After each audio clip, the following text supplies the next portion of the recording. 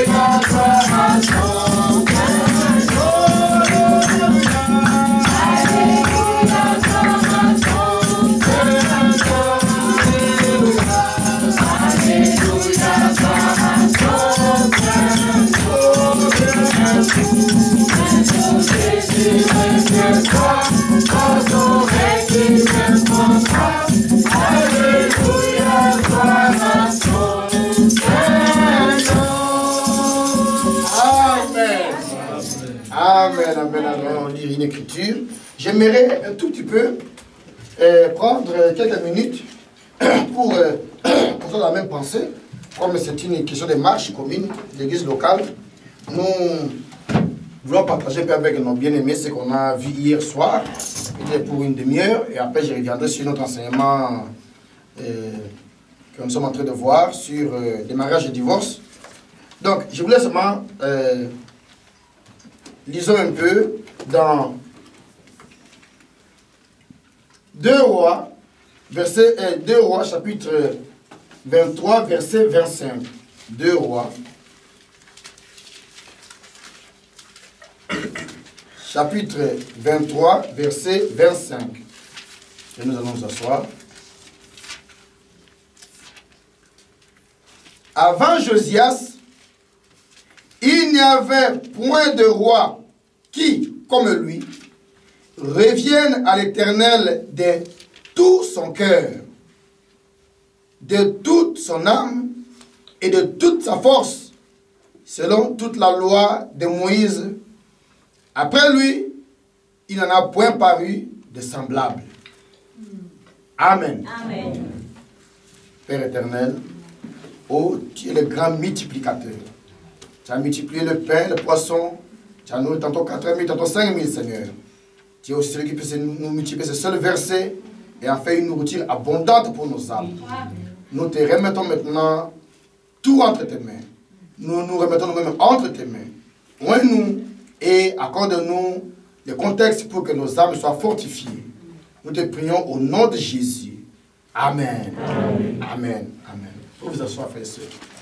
Hier soir, dans la réunion de prière, c'est pour qu'on soit dans la même pensée, nous sommes en train de désirer, de demander au Seigneur, Seigneur, visite-nous. Nous voulons être une véritable église apostolique. Amen. Une église où la parole de l'heure qui a été amenée par l'ange messager et tous les enseignements que nous avons reçus par notre serviteur, par nos pasteurs, nos évangélistes, nos missionnaires, tout cela, que tout cela devienne maintenant une réalité manifestée. Amen. Pas seulement des connaissances qu'on a dans le cerveau, mais que notre vie et dans nos rassemblements, qu'on puisse voir ce que Paul a dit dans Corinthiens 14, que quand quelqu'un entrera parmi vous, s'il est convaincu par tous, il tombera sur sa face et il dira, Dieu est parmi vous. Amen. C'est cela, à mon avis, une église qui est vraiment revenue à la parole. Si nous sommes revenus complètement à la parole, alors, si nous pratiquons ce que les apôtres ont pratiqué, si nous croyons ce que les apôtres ont cru, et si nous vivons comme ils ont vécu, alors nous devons expérimenter ce qu'ils ont expérimenté. Parce que Dieu ne change pas. Il est le même hier, aujourd'hui, éternellement. Amen. Les bénédictions qu'il leur a données là-bas, pour avoir cru la parole de cette manière-là, sont les mêmes bénédictions qu'il nous donnera si nous revenons à la même foi. Et nous voyons, nous avons l'assurance qu'étant revenus à la même foi, nous avons droit à ces mêmes bénédictions parce que c'est notre héritage. Amen. Amen. Amen. Les frères, on pouvait défier la chrétienté entière, le monde entier, parce qu'il s'est tenu sur la vérité. Amen. Et Dieu a appuyé ce qu'il prêchait parce que c'était la vérité. Il a rétabli la doctrine apostolique et donc aucune doctrine d'homme ne pouvait tenir devant cela. Vous voyez? Il donne cette expression, ce témoignage où il est venu, il a dit, j'ai dit bon, au nom de la Sainte Église, parle-moi. Rien. Au nom du Père et du Fils et du Saint-Esprit, parle-moi. Rien. Et puis il a dit bon, viens essayer ce nom de Jésus. Il a dit à ce démon, au nom de Jésus, parle-moi. Il a dit oui, je suis un démon. Ouais. Donc, si nous avons cru la même parole, si nous avons les mêmes pratiques, nous partions de la même manière, que le nom de Jésus est invoqué sur nous comme il fait invoqué sur eux, alors Dieu est tenu d'accomplir sa parole envers nous. Parce que sinon, il est injuste. Il serait injuste. Or, Dieu n'est pas un Dieu injuste. Amen. Sa promesse ne peut faillir. La formule que Pierre a donnée est la formule qui ne peut jamais changer. Répentez-vous. Alléluia. Amen. Et que chacun de vous soit baptisé au nom de Jésus-Christ pour la rémission de vos péchés. Et vous aurez le don du Saint-Esprit. Et quand le Saint-Esprit vient, il te place en Christ. Et quand tu entres réellement en Christ, là, il y a la prophétie, les paroles en langue, les miracles, les dons, les visions et tout ça. Quand tu es en Christ, c'est aussi simple que ça. Amen. Alors, on ne comprend pas que depuis des années, 50 ans, l'année prochaine, que frère Branham sera parti. Est parti. Nous avons reçu cette parole. Mais nous ne voyons pas l'Esprit agir dans nos églises comme il le faisait à l'époque. Certainement, il agit. Mais pas comme il le faisait à l'époque. À l'époque, quand il y avait un secret dans le corps de Christ entier, chaque assemblée locale avait été informée par le Saint-Esprit. Oui. Vous avez dit, frère Jean-Marie, et des choses comme ça, oui. Quand Dieu a dit à Paul qu'il irait à Jérusalem et que là il serait saisi, il serait amené à Rome et tout cela, eh bien, il arrive à Antioche, on lui en parle. Il arrive à Césarée, on lui en parle. Il arrive ici, toutes les églises savaient. Mais ce n'est pas parce qu'on avait écrit une lettre, c'est parce que le Saint-Esprit, le même Saint-Esprit gouvernait toutes les assemblées locales. Amen. Ça, on ne voit pas encore. C'est pourquoi une affaire est en train de se passer dans l'assemblée du frère là-bas. Cette assemblée, c'est sérieux. Oui. Il n'y a pas de communion, il n'y a pas le même esprit, il n'y a pas. Vous voyez, frère. Et ce que nous cherchons, c'est ça. Être une église apostolique, c'est-à-dire une église qui a des yeux pour voir. Amen. Pas une église aveugle. Non. Amen. Amen. Une église qui connaît le programme de Dieu aujourd'hui. Une église qui connaît le plan de Dieu aujourd'hui. Une église dont chaque membre est un véritable temple du Saint-Esprit. Amen. Amen. Amen. Vous comprenez, frère? Amen. Oui. Tous à Jérusalem n'ont pas fait de miracle. Non. Mais il y avait un Étienne. Oui. Il y avait un Philippe. Oui. Il y avait un Pierre. Il y avait un Jean. Et ça doit être les églises locales. Amen. Amen. Maintenant, ce n'est pas quelque chose que tu vas demander ou exiger, non. Toi, fais seulement ce que la Bible a dit. Répands-toi, sois baptisé, tu recevras le Saint-Esprit. Et le Saint-Esprit, si réellement tu marches dans l'obéissance, tu vas grandir, à un moment donné, ce que tu dois faire viendra. Amen. Mais c'est vrai, les pasteurs locaux doivent se soucier de ça. Est-ce que mon église, en tant que corps entier local, est entrée au service de Christ? Amen. Amen. On peut avoir quelques individus qui sont en Christ, mais pas l'église entière. Dans une église, on peut avoir des gens qui sont en Christ et certains qui n'en sont pas. Oui. S'il n'a pas le Saint-Esprit, il n'est pas en Christ. Qui est chrétien? C'est lui en qui habite l'esprit de celui qui demeure en Jésus-Christ. Dit Romains 8. voyez? Mais ce que nous désirons, c'est que tout ça, la garantie du salut, nous serons dedans. Et que quand le diable vient, il regarde, il dit, oh, que le feu. Amen. Mais alors, ce qui souvent empêche cela, au-delà des combats de doctrine, au-delà des combats des faiblesses de chacun, frère, c'est le manque de sincérité.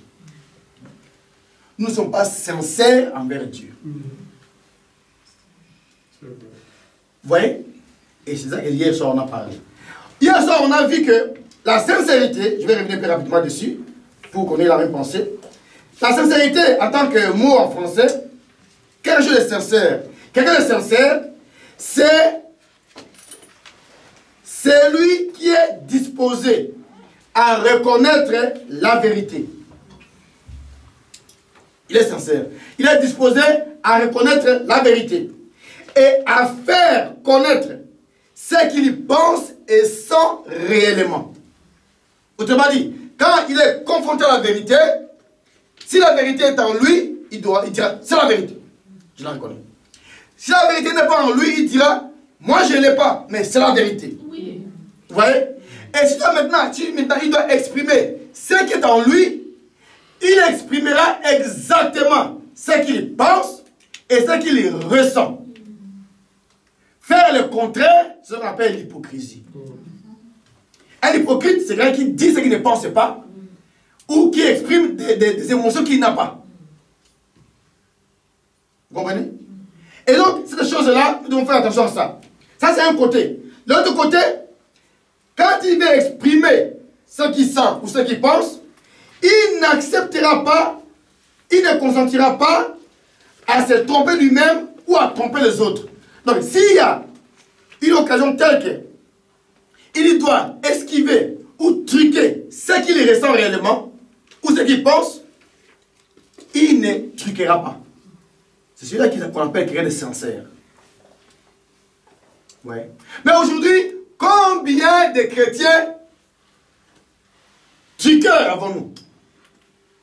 Ils simulent des simulateurs du christianisme. Ils simulent des chrétiens, mais en réalité, ils ne le sont pas. Parce que leur vie démontre cela. Ils ne sont pas concernés, ils ne se sentent pas concernés par les affaires de Dieu. Amen. Amen. Et ils servent Dieu un peu malgré eux. Celui qui est sincère ne sert pas Dieu malgré lui. Il sert Dieu de tout son cœur. Amen. Amen. Donc, c'est ça la sincérité. Ça, c'est pas dans le dictionnaire. Puis quand vous allez prendre le dictionnaire simple, profane. Donc, quelqu'un de sincère, c'est quelqu'un qui est tel. Autrement dit, tel qu'on le voit là.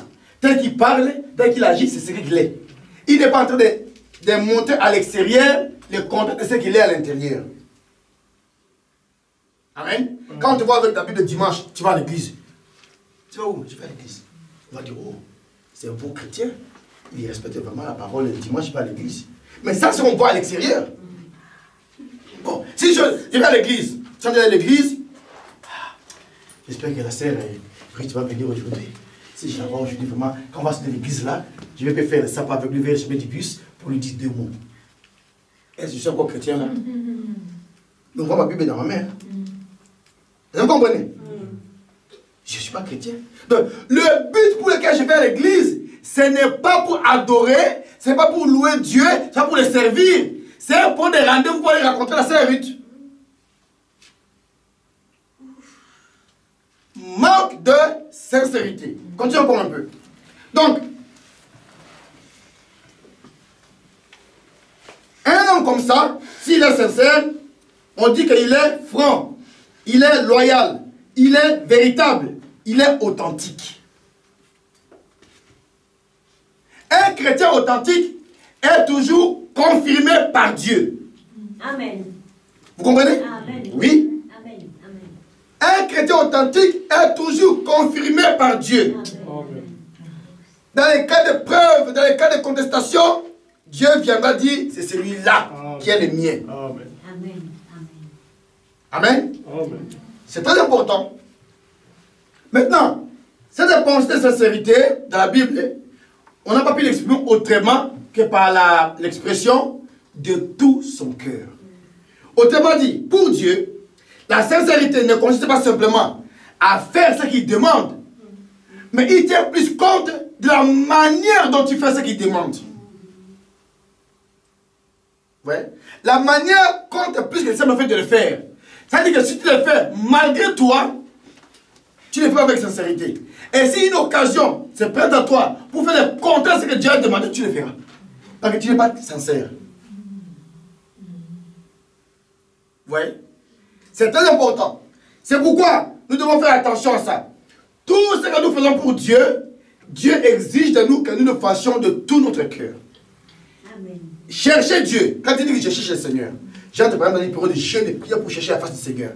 Fais-le de tout ton cœur. Autrement dit, tu es déterminé. Je prends un exemple. Tu as dit, ah, j'ai simplement la soif de prier. Tu es en train de ta chambre, tu es en train de prier. Et puis à un moment donné, ton téléphone portable était sur la table. Quand tu commences à prier, Seigneur, grrr, ça sonne. Tu dis, ah, c'est qui ça? C'est peut-être important. Tu regardes.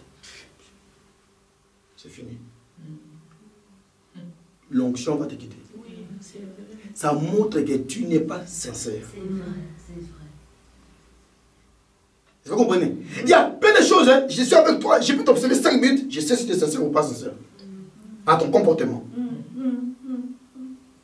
Ouais. Tu es venu pour prier. Dans ta chambre, plein de poussière et de bouquets partout en désordre. Puis tu te mets comme là. L'Esprit Saint est un esprit d'ordre. Tu sentiras d'abord, balaye-moi ça. Tu vas balayer, mettre en ordre, au moins ne serait-ce que pour que ton esprit entre en contact. Vous comprenez? Il y a plein de choses comme ça. Tu viens à l'église, tu chantes, mais c'est comme si tu dormais. Malgré toi. Non. Dieu veut que tout ce que nous faisons pour lui, frères et sœurs, nous le fassions de tout notre cœur. Quand quelqu'un fait quelque chose de tout son cœur, tu vois, il ne voudra pas que tu viennes le déranger à ce moment-là. Vous voyez? Donc, chercher Dieu de tout ton cœur. Aimer Dieu de tout ton cœur. Servir Dieu de tout ton cœur. Mettre en pratique la parole de Dieu de tout ton cœur. Obéir de tout ton cœur. Te confier en Dieu de tout ton cœur. Il n'y a rien que tu peux faire superficiellement. Ou tu peux faire comme un devoir. Ou tu peux faire malgré toi. Bon, je suis quand même contraint de le faire, il faut que je le fasse. Non.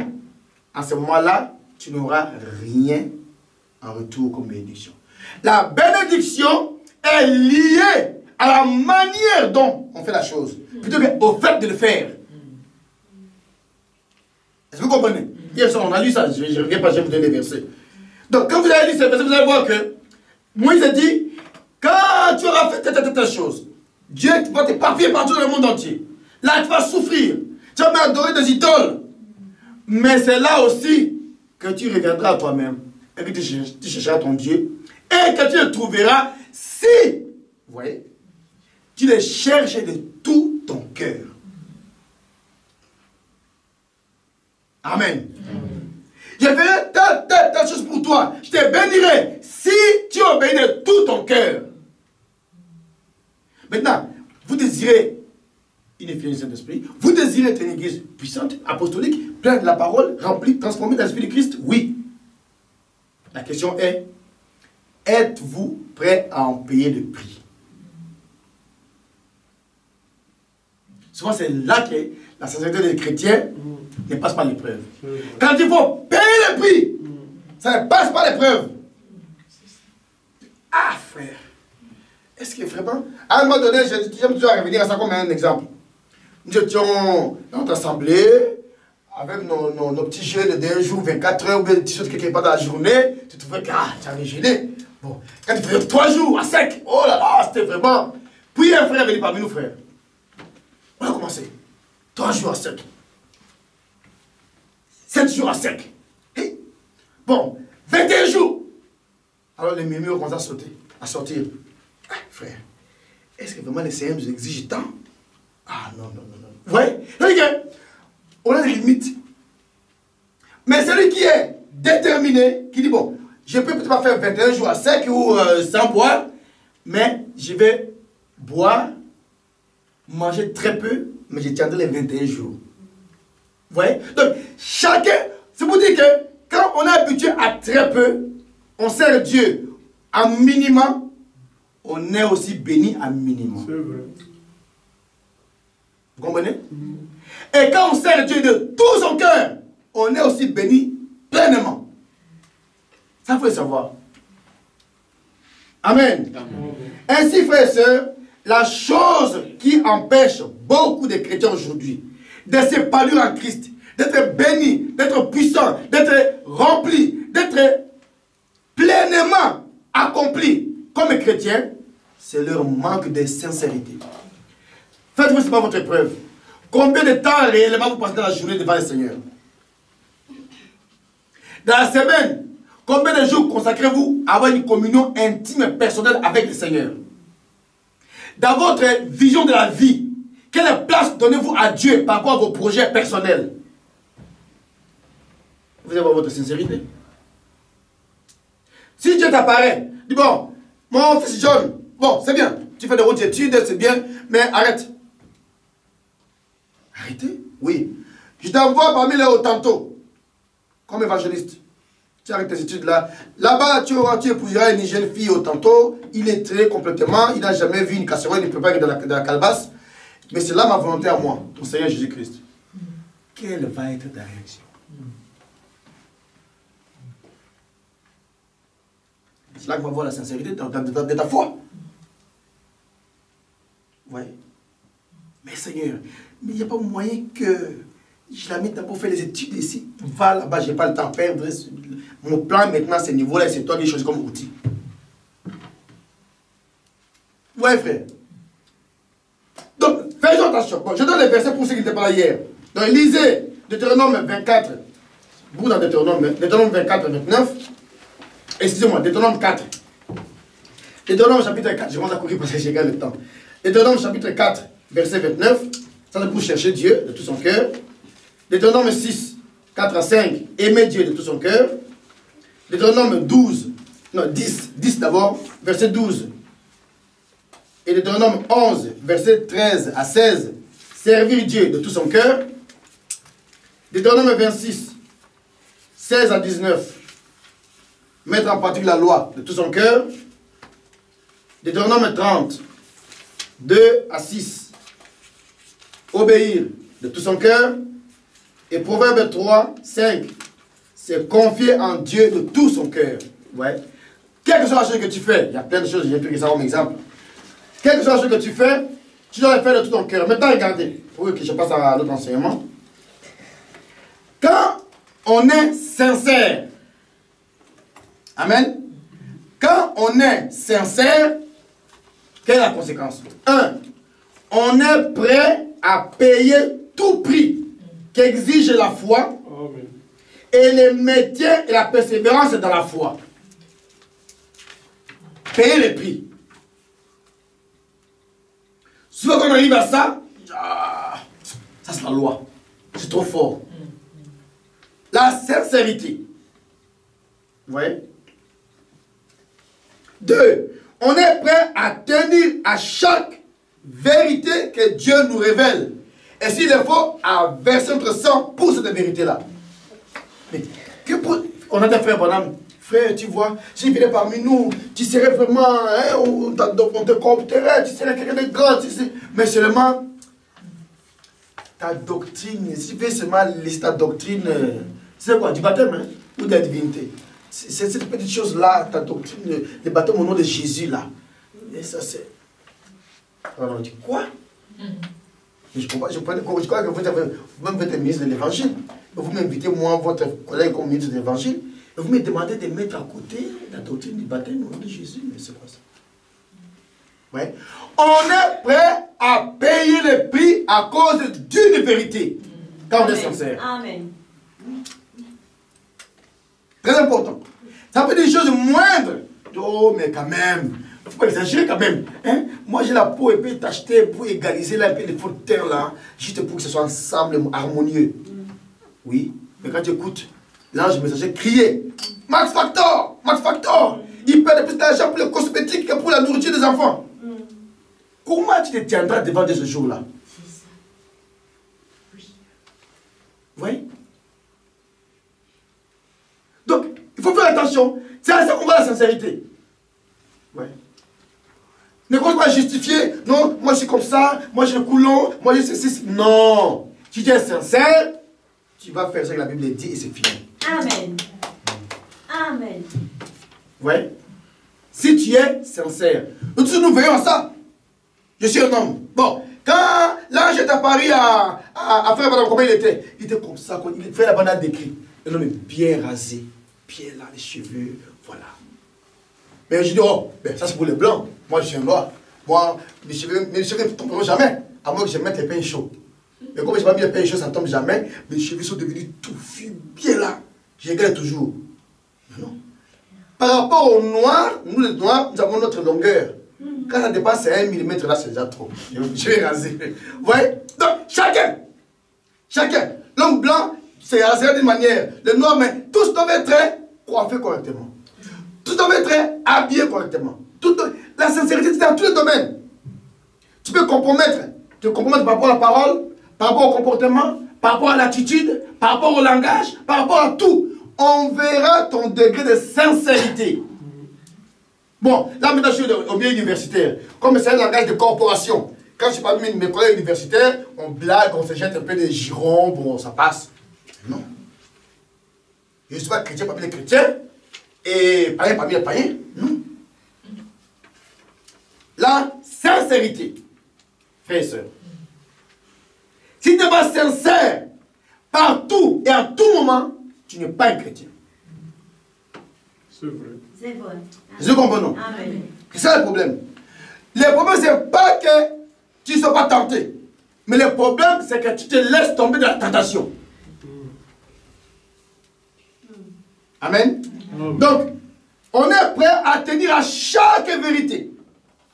À chaque point biblique que le Seigneur a donné.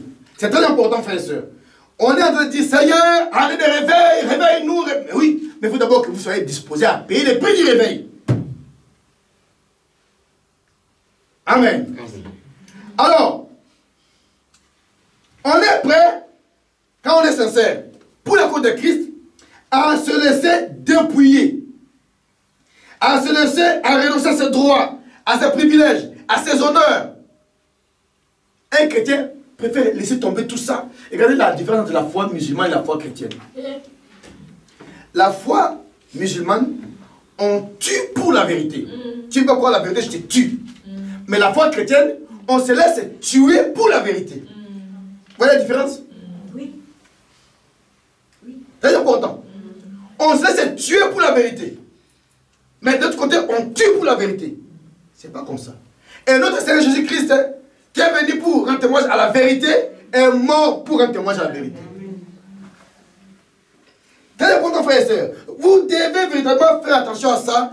Notre sincérité est plus importante que le simple fait de pratiquer la religion. Non. Si tu n'es pas sincère, et exactement c'est ça, tu es un simple religieux. Tu portes le nom de chrétien, tu connais les traditions, tu connais les rites, tu connais les cérémonies, mais tu n'as pas la véritable foi en toi. La sincérité. Bon, il faut que j'ai compris que j'ai révélé au mariage du divorce. D'ailleurs, je vais dire moi ce sujet. Je suis un frère chrétien. Je me dis que j'aime le Seigneur, j'aime la parole. On va me tester là le jour du mariage. Qui est-ce que je vais choisir pour la compagne de vie? Qui va le choisir? Oui, mais moi je viens dans l'église là, il y avait même pas une soeur qui me convienne. Alors, j'ai vu celle là, bon, je lui parle de la parole, frère. Je lui parle de la parole, elle commence à venir. C'est faux. Ouais. Elle commence à venir. Petit à petit, je la tire petit à petit. Et quand elle va croire la parole, quand elle va la baptiser, je vais l'épouser. Oui, frère. Tu vas épouser un véritable démon qu'on doit plonger dans l'eau. C'est vrai. Parce que si elle voit que c'est pour le mariage, elle va, oui, elle va tout. Parce que, frère, si une femme veut dire, ce garçon-là, il va m'épouser. tu vas l'épouser, frère. C'est vrai. Elle parviendra à ses fins. C'est vrai. Oui. Oui, je vous le dis. Elle parviendra à ses fins. Parce qu'elle est son psychologue. Elle va t'étudier. Il aime ça. Elle va faire tout ce que tu aimes. Tu vas dire, ah, vraiment. Ah non, c'est l'âme. C'est vraiment la moitié de mon âme. Ah bon. Mais attends qu'elle arrive à la maison. Vous voyez? Donc, faisons attention. Si nous ne sommes pas sincères dans notre foi chrétienne, nous ne porterons pas de fruits pour le Seigneur. Amen. Maintenant, regardez. Quand on est sincère, on ne capitule pas à la première difficulté. C'est vrai. Amen. Amen. Oui, la première épreuve vient, les frères, on ne va plus à l'église. La sœur, on ne va plus à l'église. Non. Ou quand l'épreuve arrive, cette église-là, moi je pense même qu'elle se retire, oui, se retire. Les sincères restent à l'intérieur et combattent, comme dit frère madame, jusqu'à la victoire. Amen. Ils sont toujours là. Vous partez, vous revenez 15 ans après, il est là. Vous partez, vous revenez 20 ans après, il est là. 30 ans après, il est là. Et il est toujours fidèle. Amen. Aimant la parole, aimant les frères, aimant la cause de Dieu, étant là au service. Vous voyez? Déterminé, ne permettant pas que la parole soit jetée à terre. Sincérité. Mais alors, un autre aspect de la sincérité, c'est qu'on garde dans le cœur, comme un mari, les paroles que Dieu nous donne. Amen. Vous comprenez, frère? C'est pas que tu viens à l'église, on a prêché, tu as écouté, quand tu sors, une semaine après, au détour d'une conversation, on pose une question, tu te rappelles plus de ce qu'on avait dit. Ce n'est pas normal. C'est pas normal. Parce que si la parole qui est sémée en nous ne demeure pas en nous, alors elle ne peut pas nous transformer à l'image de Christ. C'est vrai. Il faut que ce soit un slogan. Seigneur, transforme-nous à l'image de Christ. Non, il est fait par sa parole. Et sa parole agit dans le cœur de ceux qui obéissent. Comme dit Paul aux Thessaloniciens. La parole, vous avez reçu notre parole, pas comme les paroles d'hommes, mais comme c'est qu'elle est réellement, comme la parole de Dieu qui agit en vous qui obéissez. Amen. Voilà. Mais tant que tu n'obéis pas, elle n'agira pas. Elle n'agira pas. Il faut que tu obéisses à la parole. Il faut que tu la gardes dans ton cœur. Et comme un mari, tu la rumines. Amen. Tu la rumines. Ah, tu m'as dit avec ce jour-là, vraiment, oh là là, oui. Ah, voilà. Frère, c'est curieux. Le peuple de Dieu retient plus des anecdotes qui ont fait rire pendant la prédication que l'essence de la prédication. C'est pas normal. C'est pas normal. Amen. Alors, on va prendre deux cas des gens qui ont été sincères. J'ai dit Josias, on reviendra à ça tout à l'heure. Mais prenons d'abord Paul, comme on a dit hier. Vous voyez? Donc, déjà dans Matthieu 13, nous voyons là un cas, quand le Seigneur parle de la parole du Seigneur, nous voyons un cas où il montre quelqu'un qui n'est pas sincère. Matthieu 13, 20, 21.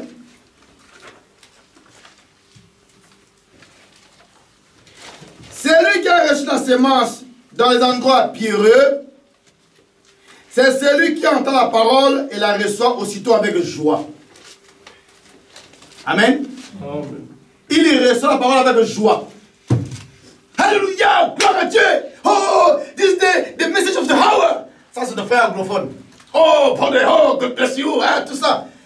Même les francophones, ça met à parler anglais. Et quand il ne parle pas anglais, il parle allemand. Ah, Vous voyez? La joie du début là, frère. Vous savez que quand moi j'écoute la parole pour la première fois à l'église chez frère Barouti, en 86, mais c'était comme dans un stade de football. Tellement on était content de la vérité. Pour dire Amen, tu ne dis pas Amen comme ça, assis, tu sautes comme Amen, tu sautes comme ça. De tous ceux qui ont crié Amen en 86 là, combien sont aujourd'hui affermis de la parole qui continue à monter? Vous voyez? Donc, il nous a parlé avec beaucoup de joie. Ah frère, ça c'est la parole. Alors, vite, on trouve un témoin de Jéhovah. On commence à discuter. On est allé rudoyer les gens. C'est bien. Mais quand viennent les épreuves, vous voyez, quand les épreuves viennent, qu'est-ce qui se passe? Alors écoutez, mais, bien qu'il ait sa parole avec joie, il n'a pas de crainte, de racines en lui-même. Il le croit pour un temps. Et dès que survient une tribulation, ou une persécution à cause de la parole, il y trouve une occasion de chute. Autrement dit, une occasion pour abandonner ce qu'il disait croire. Frère, mais est-ce que Dieu, lui qui est si intelligent, il ne peut pas comprendre que je l'aime, que j'aime cette femme-là? Oui, il peut comprendre. Mais dans la loi de sa parole, de sa famille, il a dit, mariez-vous entre vous, mes fils et mes filles. Tu ne vas pas aller prendre une femme du monde et l'amener à l'église pour qu'on te marie avec elle. On quitte l'église. Vous voyez? La sincérité. Oh, faisons attention. Amen. Maintenant, regardez. Donc, quand on est sincère, on est prêt à payer les prix. Regardez comment Paul a payé les prix. Ça vous donnera, je pense que ça c'est pas l'essentiel, ça donnera l'essence entière de la prédication. Et on peut passer à autre chose. Donc, dans 2 Corinthiens 11, 23 à 33, moi seulement les livres, vous allez voir quelqu'un qui était sincère dans sa foi. 2 Corinthiens 11, 23 à 33. Oh Paul, puisse Dieu nous donner une foi comme celle de Paul. Amen. Vous voyez? Alors il commence à parler un peu de lui-même, en disant qu'il parle comme un peu de la folie, mais il nous dit des vérités profondes. Il dit ceci. Sont-ils mis de Christ? 2 Corinthiens 11, 23. Sont-ils mis de Christ? Je parle en termes extravagants. Je le suis plus encore. Comment ça? Par les travaux. Par les travaux. Il travaille, il va là-bas, il prêche, il fait ceci, tout ça. Les chrétiens d'aujourd'hui, quand ils demandent des services, 3 fois, à moins que ce soit dans 3 ans ou 3 mois. Mais quand c'est 3 fois dans la même journée, non, non, non, non. Frère, quand même, j'ai aussi ma vie quand même. J'ai aussi autre chose à faire, je n'ai pas que ça à faire. Hein. Oh, non, il n'y a pas que la parole. Hein. Oh. Vous voyez? Par les travaux, bien plus. Par le coup. Quel coup? C'est pas qu'il a fait un coup là, il est allé casser les banques, non. Par le coup, on l'a tabassé. Vous voyez? Bien plus. Par les emprisonnements. Aujourd'hui, si un frère est en prison, tu dis, un frère en prison?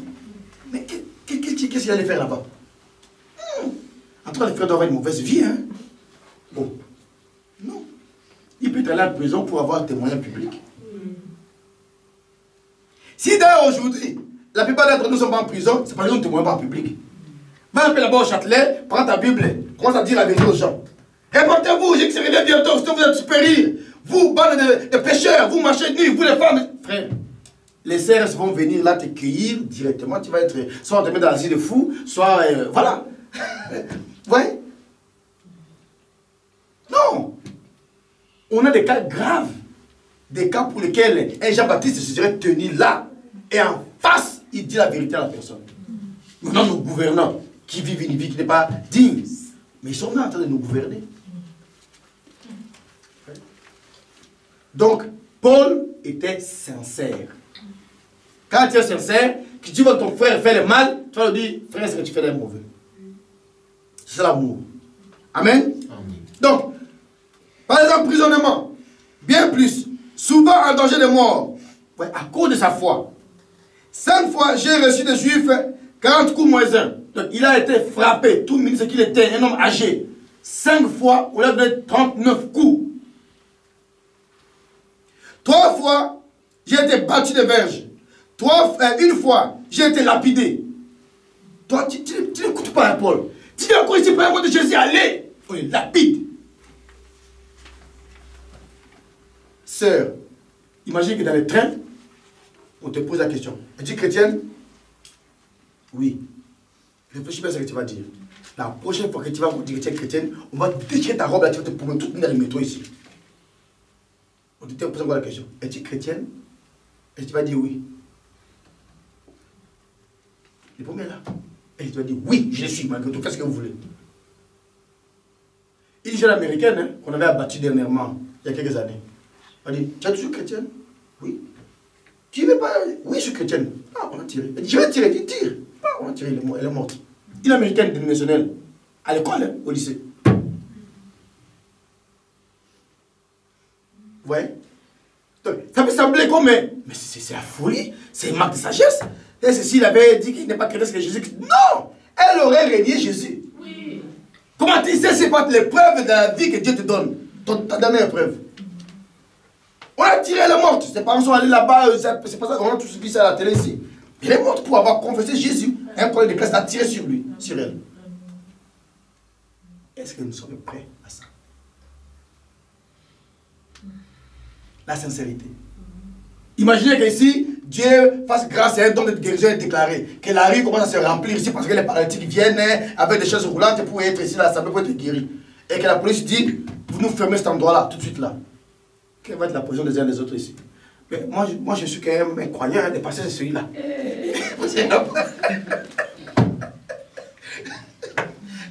C'est vrai.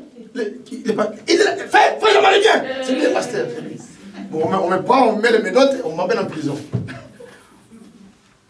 Frère me dit, mais vous voyez, frère, il faut qu'on soit sage. Il faut arrêter cette histoire-là. Il tient plus les réunions, frère reste bien à Beauvais, l'église est morte. Frère, ça fait rire. C'est là qu'on va éprouver votre degré de sincérité. Vous voyez? C'est vrai. Donc, il faut que vous fassiez attention jusqu'où nous sommes sincères. Quand nous disons je crois la parole, mais ta vie peut être arrêtée à tout moment à cause de Christ. À cause de Christ, ta vie peut être arrêtée à tout moment. Mais est-ce que tu as accepté cela malgré tout? Amen. Amen. Ainsi, Paul avec cette vie-là, je continue un peu. Fréquemment en voyage, verset 26. J'ai été en péril sur les fleuves, en péril dans de la part des brigands, en péril de la part de ceux de ma nation, en péril de la part des païens, en péril dans les villes, en péril dans les déserts, en péril sur la mer, en péril parmi les faux frères. J'ai été dans le travail et dans la peine, exposé à de nombreuses veilles. À la fin, la soif. Ah frère, moi je ne comprends pas les seigneurs. Ça fait 15 ans qu'ils sont au chômage. Ah, c'est Dieu là quand même, c'est pas possible. Ah non. Je vais aller voir un marabout, il y a un marabout là-bas. Quand il te donne une fiole d'eau là, tu mets dans l'eau, tu te laves avec, tu vas trouver un travail tout de suite. Ça y est. Jusqu'où es-tu sincère? Amen. À des jeunes multipliés. Vous voyez comment il était déterminé pour le Seigneur. C'était les frères là, toujours pas frère. D'accord, ça fait rien. Dites-lui que j'ai pris pour lui 3 jours pour le va gêner. Pour ces frères là. À Éphèse là-bas, il y a des problèmes. À Corinthe là-bas, il y a des problèmes. Tout le temps. Tout le temps. En fait, il avait intériorisé, pris pour lui la cause de Dieu comme sa propre cause. C'est vraiment un fils gérant les affaires du père. Amen. C'est comme, je ne sais pas, bon ici, ton père a fait une boutique. C'est toi qui es dans la boutique, derrière le comptoir en train de vendre. Et voilà qu'un petit brigand entre là, il prend la boîte de sardines, il prend le lait, il prend les choses, il veut partir avec. Si tu es un vrai fils digne, tu vas faire comment? Vous voyez? Donc, les chrétiens n'ont pas encore atteint ces points-là, d'intérioriser le christianisme et les enseignements. Donc, comme une affaire, comment je peux dire ça? Intrinsèque. C'est vraiment, c'est de l'intérieur, c'est à toi. Si tu es un vrai fils, même si tu es un tout petit comme ça, tu dis, hé, toi, mais qu'est-ce que tu fais là? C'est pas, tu vas au moins crier. Mais c'est le christianisme comme quelque chose auquel tu adhères seulement. Tu adhères un peu, que ça marche ou pas, bon, c'est pas grave. Non. Non. Amen. Maintenant, regardez. Il fait tout cela. Pourquoi? Par amour pour Christ. Et quand il arrive À la fin, Jésus, jusqu'au verset 33, je vais directement au verset 32. À Damas, le gouverneur du roi Arétas faisait garder la ville damascénienne pour se saisir de moi. Mais on me descendit par une fenêtre dans une corbeille, le long de la muraille, et j'ai échappé de leurs mains. Toute sa vie a été comme ça, pour Christ. Ouais. Mais malgré tout cela, il n'a pas murmuré, il n'a pas reculé, il n'a pas renié. Et curieux, il dit ceci au verset 10 du chapitre 12. C'est pourquoi je me plais dans les faiblesses. Mais dans les faiblesses de Paul, c'est pas qu'il mentait. On va pas dire, à Éphèse, Paul avait laissé un enfant. Là-bas, il a laissé un autre enfant. Ah, le frère Paul, mais oui, il s'est fait ça. Non, ce n'est pas les péchés. Ces faiblesses, ce n'était pas les péchés. Ces faiblesses, il les cite là. Vous voyez? Je me plains dans les faiblesses, dans les outrages, dans les calamités, dans les persécutions, dans les détresses, pour Christ. Vous voyez? Car quand je suis faible, c'est alors que je suis fort. Amen. Ouais. Un homme sincère. Quand on est sincère, on est prêt à subir tout pour Christ. Amen. On est prêt à accepter l'opprobre de Christ. Mais quand on n'est pas sincère, on est religieux. Je vais mettre à l'église, hein, j'ai bien chanté, hein, mais tu ne comprends pas, mais moi je ne comprends pas les frères. Mais on est bien là. Qu'est-ce qui lui manque? On est bien là. Mais on n'est pas bien. On n'est pas bien. Quand il y a des églises où, quand ils chantent, les anges descendent pour les accompagner. Ça existe ça? Oui, ça existe. Parole de l'heure. Ils chantent, les anges descendent pour accompagner les chorales. Frère, si on devait raisonner la manière des hommes, entre cette église-là et la tienne où il n'y a rien qui se passe, qui peut me dire qu'il va aller dans l'enlèvement? Et au moins Dieu confirme que oui, j'ai agréé votre église. J'ai fait descendre mes anges là parmi vous. Tant que nous n'avons pas atteint la perfection, la statue de Christ, nous ne devons pas être satisfaits. Amen. Amen. Maintenant, regardez. Pour finir, donc je crois que vous avez compris, la sincérité, c'est vraiment très très important. C'est pourquoi beaucoup de choses, nous manquons de beaucoup de choses à cause de ça. Parce que nous faisons des choses comme malgré nous. Comme si on a adhéré à quelque chose, à une religion, pour la religion des parents. Hein. On est dans cette famille-là. Comme on entend les enfants dire, oh frère, mais nous sommes de la parole. Nous sommes nés de la parole. J'aime pas cette expression-là. Ah, mais tous mes enfants sont nés dans la parole. Quoi? Mais un enfant n'est pas né dans la parole. Comment il vient naître dans la parole? Un enfant naît dans les péchés, comme tous les humains. Même son père est saint, sa mère est sainte, il est encore né dans les péchés. Il a été conçu par les sexes. Et puis, il vient sous la protection de ses parents, comme ils sont spirituels, il est sanctifié par cause des parents saints, jusqu'à ce qu'il ait l'âge de la raison. Après l'âge de la raison, il doit payer pour ses propres péchés. Il doit croire pour lui-même. Vous voyez? Il doit croire pour lui-même. Mais on dit, oh non frère, non, mais ça va, ça on est dans la parole. Frère, aucun enfant n'est dans la parole. Disons les choses sérieusement. Ouais. C'est pour dire que mes enfants sont nés quand moi j'étais dans la foi.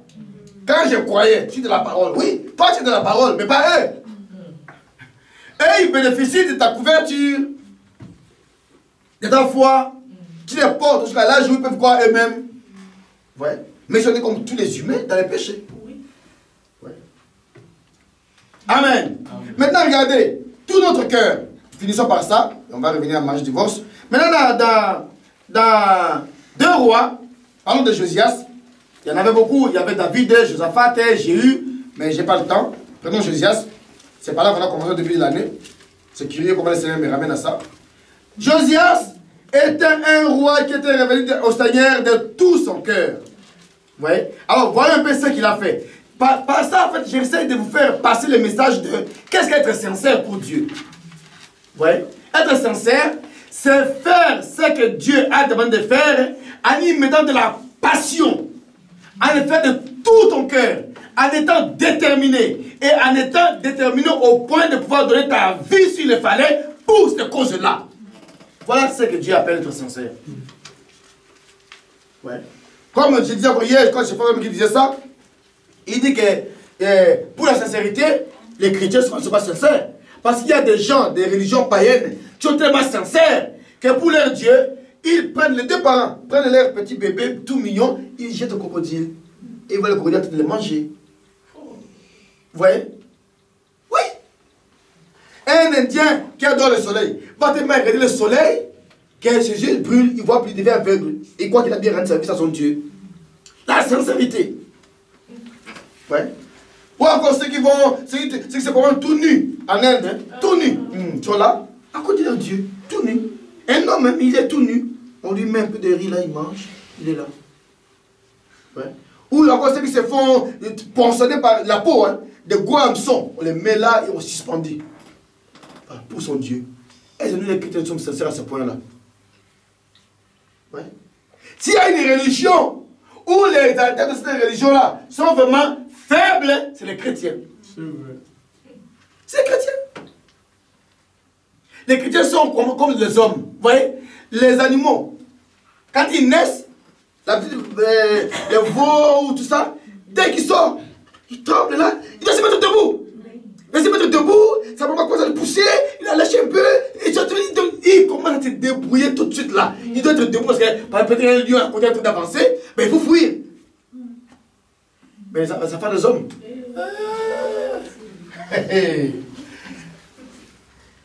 Frère, jusqu'à 2 ans, vraiment 3 ans, il est encore sale. Il faut les laver, il faut jeter la couche, il ne sait rien faire. C'est comme ça sont les chrétiens. Dieu les aime tellement qu'ils restent là, dorlotés, tout ça. Non. Ouais. Pour que Dieu commence à récolter un peu de fruits, il faut qu'attendre que cet homme-là dans la foi ait au moins 3 ans, 4 ans dans la foi et tout ça. Et encore, il y a 15 ans, 20 ans, il n'a toujours pas de fruits. Ouais.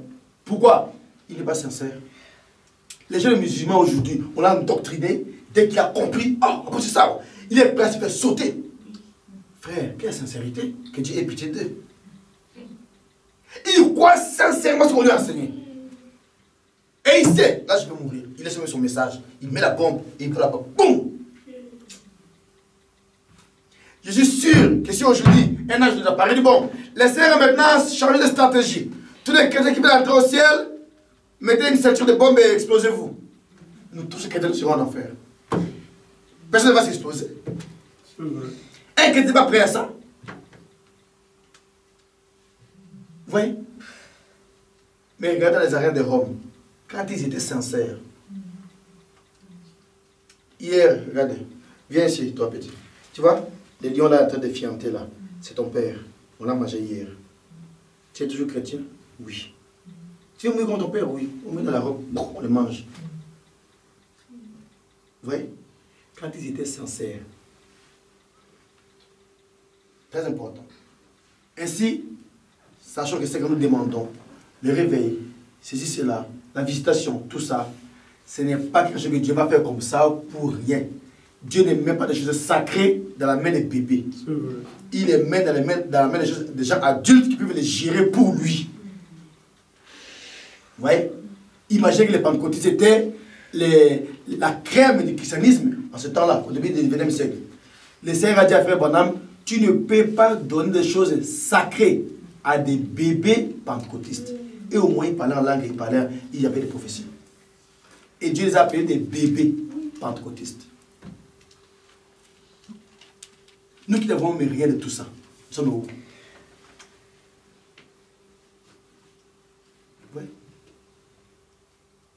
Oh, bien sûr, nous avons toutes les situations de la tête, t'es bien, il a dit ceci, il a dit cela, il a dit ceci. Oui, mais ça a produit quoi dans ta vie? La sincérité. Lisons Josias et nous allons finir. Réveiller de tout son cœur à Dieu, pour Josias, voulait dire accomplir tout ce que Dieu avait dit. Amen. Quand il a lu et qu'il a compris la loi, il a dit, oh, nous sommes un grand péché. nous devons accomplir tout ce que Dieu a dit. Et il a fait de tout son cœur. Ça exprime vraiment ce qu'on appelle faire tout de tout son cœur. Amen. Alors, lisons simplement. 2 Rois 23. Commençons à partir du verset 4. Et j'avais parlé de ça ici pendant la nuit du Nouvel An. Les 15 actions de Josias pour montrer qu'il est réveillé au sein de tout son cœur. Et les 15 actions qu'il a posées pour montrer qu'il y avait le réveil. Vous voyez? Le roi ordonna à Élikija, Josias, les souverains sacrificateurs, aux sacrificateurs du second ordre et à ceux qui gardaient le seuil, de sortir du temple de l'Éternel tous les ustensiles qui avaient été faits pour Baal. Un retour de tout son cœur consiste à quoi? À nettoyer l'endroit où tu veux recevoir Dieu. Amen. Donc, sortir de ta vie tout ce qui est contraire à Dieu.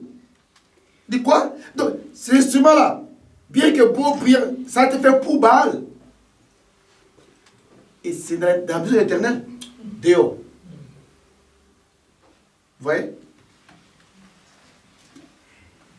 Il ordonna de sortir du temple de l'Éternel tous les ustensiles qui avaient été faits pour Baal, pour Astarté et pour toute l'armée des cieux.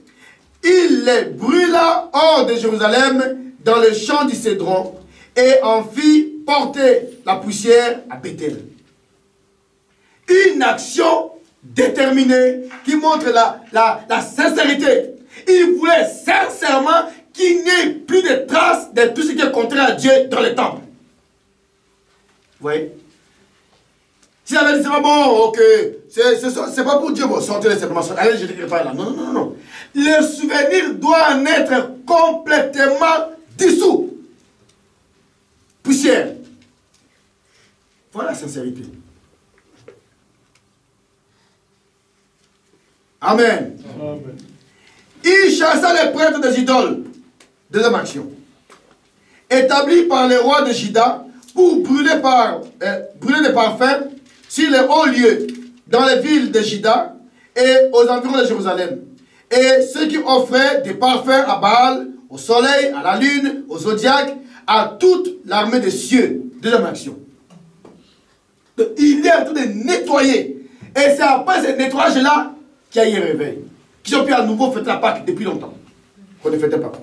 Troisième action. Il y sortit de la maison de l'Éternel l'idole d'Astarté. Vous voyez, frère, imaginez simplement un seul instant. Le temple que Salomon a bâti. Que tout Israël sait que c'est le temple de l'Éternel. Comment le peuple en est-il arrivé à mettre une idole d'Astarté dans les temples? Frère, vous pensez qu'il n'y a que nous qui allons échapper à ça? À moins qu'on surveille et qu'on veille. Dans le temple même de Dieu, une idole d'Astarté. Et vous trouvez ça normal? Les prêtres passaient par là, les super. Vous vous rendez compte? C'est la même chose que nous faisons aujourd'hui. Nous avons été appelés à revenir à l'écriture. N'est-ce pas? Mais nous prenons l'écriture, nous les mélangeons avec autre chose. Oh frère, combien d'idoles avons-nous? Si une doctrine sort, bon, qui a prêché ça? C'est frère Jean-Marie. Frère Jean-Marie, oui, mais lui, il est avec qui? La vérité, ça ne suffit pas. Quand on dit la vérité, on demande la Bible. On a la règle. Chaque vérité doit être prouvée par 2 ou 3 écritures. On demande 3 écritures. Frère, c'est vrai ce que tu dis là, mais je ne sais pas. Est-ce que frère tel en a parlé aussi? Oui. Donc, on demande la confirmation, non à Dieu, mais à un autre homme. Non, non, non, non, non. Tu n'es pas encore révélé la parole à ce moment-là. Oui. Donc, faisons vraiment attention. Israël a laissé une idole dans le temple. Or, nous n'avons pas un temple physique. C'est nous qui sommes les temples du Dieu vivant. Amen. Amen. Donc une idole à nous veut dire les péchés que tu laisses dans ton cœur. Une fausse doctrine que tu peux accepter. Un faux comportement que tu peux laisser passer. Ou la place que tu donnes au Seigneur dans ton cœur. Si ce n'est pas la première place, c'est une idole. Vous voyez? Oh, tu ne rêves que de... Voilà, moi je fais ceci, plus tard je serai ceci, mais tu es dans ça. Mais ton voisin, tu l'as parlé de Christ? Au moins une fois. Et puis s'il refuse, tu le laisses tranquille. Mais au moins, tu as commencé par parler.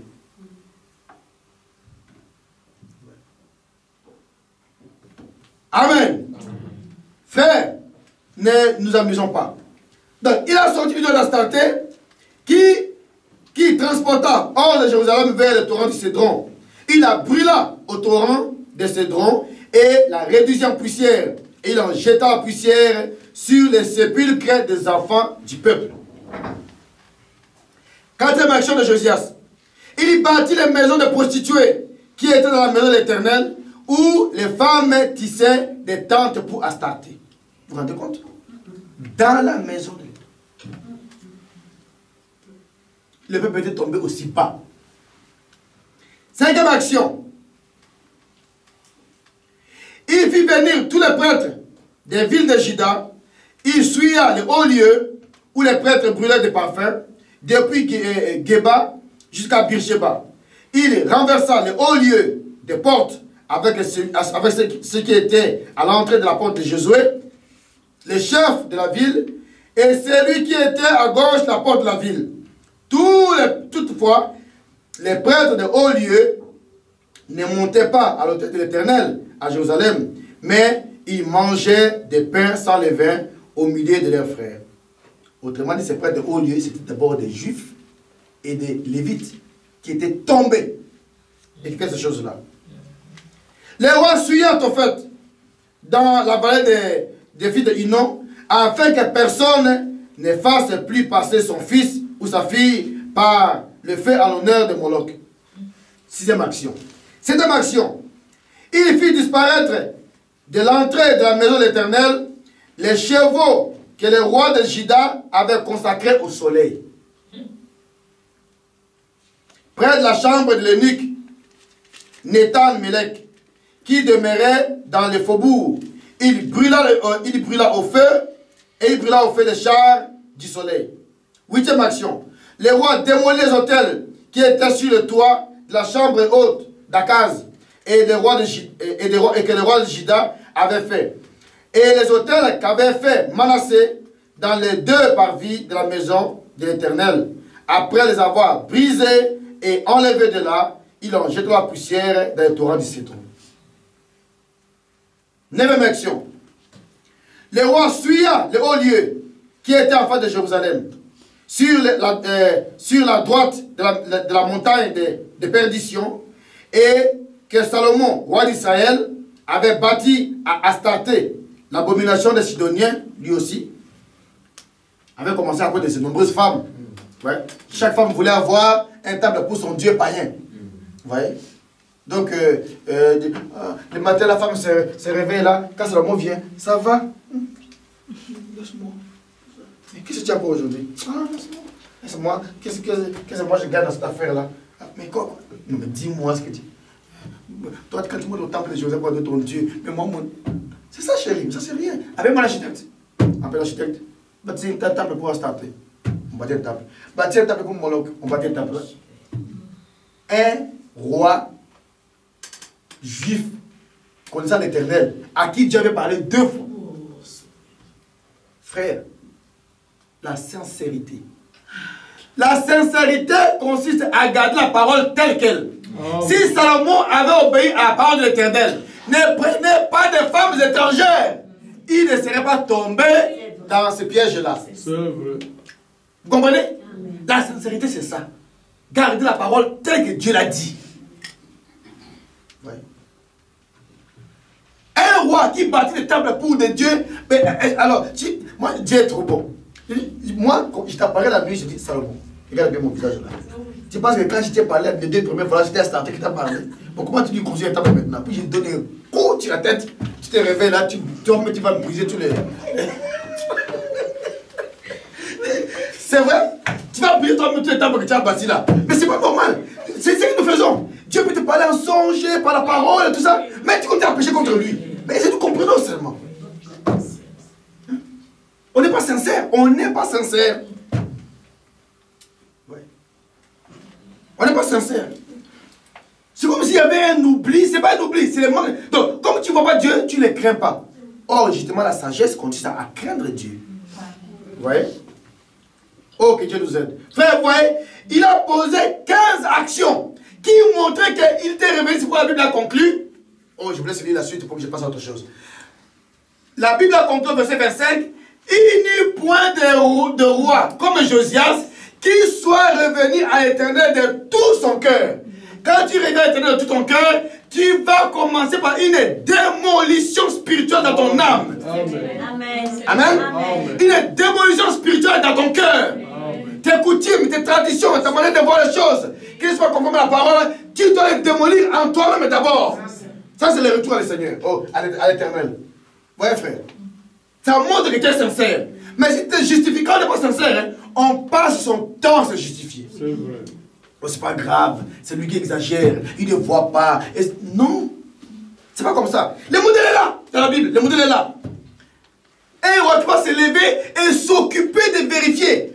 Là, cette statue-là, vous l'avez brisée, oui. Ça ne suffit pas. Il faut la brûler, toute cette de poussière. Et ça ne suffit pas, la poussière dans l'eau.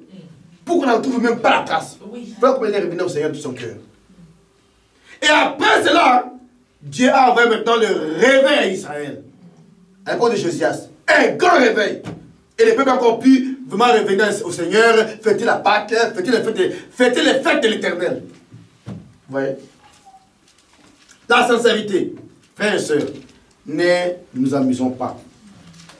Amen. Amen. Donc, quand on est sincère, voilà comment on se comporte. Lisez la suite de vous-même. Je passe au mariage divorce. Donc, quand on est sincère, c'est comme ça.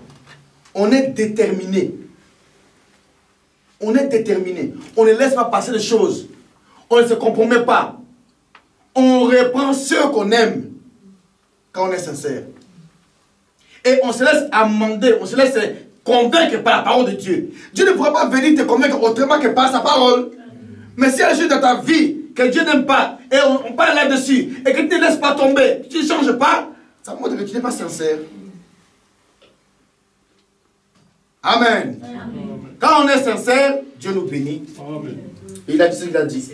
Donc souvenez-vous, la bénédiction n'est pas liée au fait de faire la volonté de Dieu, mais à la manière de faire la volonté de Dieu. L'Écriture a dit, maudit est quiconque fait l'œuvre de l'Éternel avec négligence.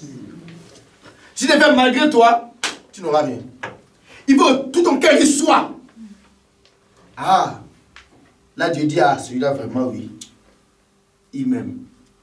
Amen. Amen. Voilà un peu de quoi le Seigneur vous a parlé hier soir. C'est pour dire que, alors que nous sommes dans cette condition-là, nous attendons au Seigneur, lui qui nous a parlé dans des réveils, tout cela lui-même. Soyons sincères devant Dieu et Dieu accomplira sa promesse envers nous. Amen. Donc, voyons, vérifions notre manière de marcher, vérifions notre manière de nous donner au Seigneur, de servir le Seigneur. Voyons qu'est-ce que nous mettons en premier dans notre échelle de valeur de la vie. Enlevons la paresse spirituelle. Lève-toi le matin pour prier. Lis ta Bible dans la journée quand tu as le temps. Fais-toi un devoir de lire ta Bible chaque jour. Lis quelque chose quelque part. Dieu te parlera même par ça. Vous voyez? C'est très important. Très important. Amen. Amen. Bon, que le Seigneur vous bénisse. Comme ça, on est dans la même pensée, nous tous.